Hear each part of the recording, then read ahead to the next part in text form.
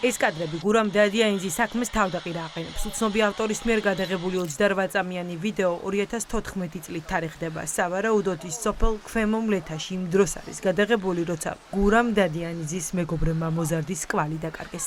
მასალაში გარკვევით ისმის განწერული თხოვნა არ მიმატოვა.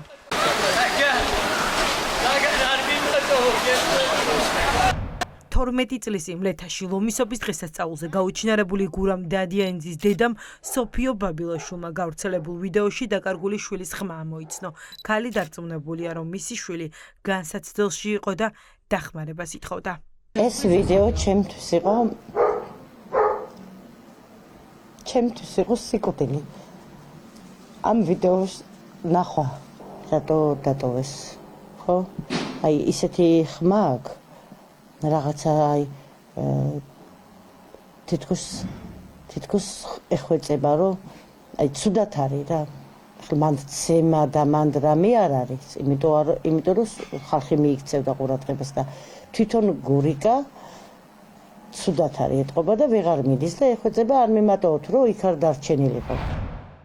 გავრცელებული კადრების შემდეგ კითხვები ბურუსით მოცულ საქმეში უფრო მეტი გაჩნდა. ბიჭის დედა წლების განმავლობაში საკუთარი ძალებით ცდილობდა შვილის კვალზე გასულიყო. ქალს დაკარგულის მეგობრები არწმუნებდნენ, რომ გურის კვალი ღამის 3 საათის შემდეგ დაკარგეს, თუმცა გავრცელებულმა ვიდეომ ყველაფერი თავდაყირა და აყენა. ამ ვიდეოში ძალიან კარგად ჩანს, რომ იმ დროს, როდესაც გურამ დადიანიძე ითხოვს დახმარებას, არის საფრთხის ქვეშ, სრულებით არ არის ღამე, არის დღე და ამით დასტურდება ის, რომ დღის განმავლობაში და არა მაშინ, როდესაც უკვე დაღამებული იყო, ნამდვილად გარკვეული საფრთხეს გრძნობდა გურამ დადიანიძე.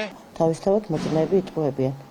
მაშინ ეგენი გამთენისას დაბლაუქი იქეიფეს და გამთენისას წავიდნენ მაღლა.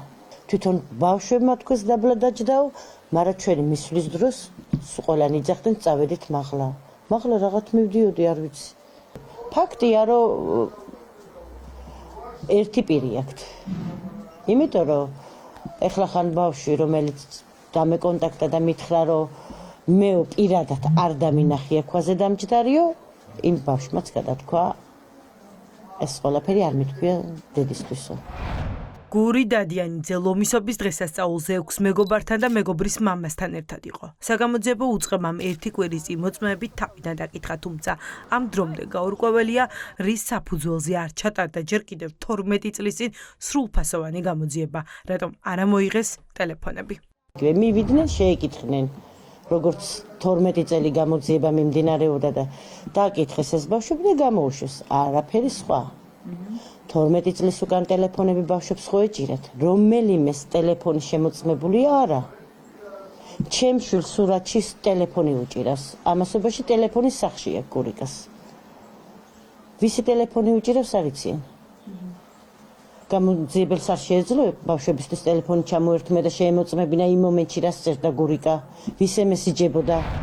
შვილ დაკარგული დედა მთელი სისტემის წინაშე ამდენი წელია მარტო იბრძვის, ამიტომ ახლა საზოგადოების მხარდაჭერის იმედი აქვს. ჯერავს რომ ამ ბრძოლაში გავიმარჯვე. შვილს ვიპოვნე. აუცილებლად ვიპოვნე. 12 წლის ტანჯვას დავასრულებ. ცოცხალს თუ ვერ ვიპოვნე, მკვდარს მაინც ვიპოვნე. გამოძიების დასრულებამდე ჩუმად ვიქნები.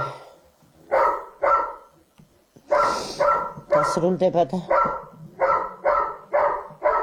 ყველა მაგას პასუხი. საგამოძიებო უწყებიდან დამოუკიდებლად ცდილობს ახლა შვილ დაკარგული ქალის სამართლის პოვნას.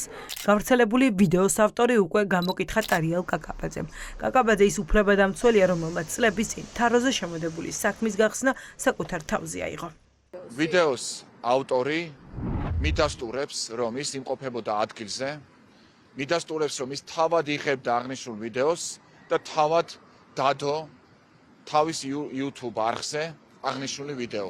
ის ასევე გარკვეულ დეტალებს ადასტურებს, თუმცა ვერ იხსენებს ძალიან ბევრ დეტალს. ისმე დამპირდა, რომ თუ რამე ვიდეო აქვს კონკრეტული დღის, კონკრეტული მონაკვეთის ამსახველი ყველა ვიდეოს და ყველა ფოტომასალას ისმე დღესვე მომაწვის. ეს ადამიანი მეუბნება, რომ ის გურამ დადიანიძესთან ერთად არ იმყოფებოდა. ის მეუბნება, რომ ის საერთოდ არ იცნობს გურამ დადიანიძეს.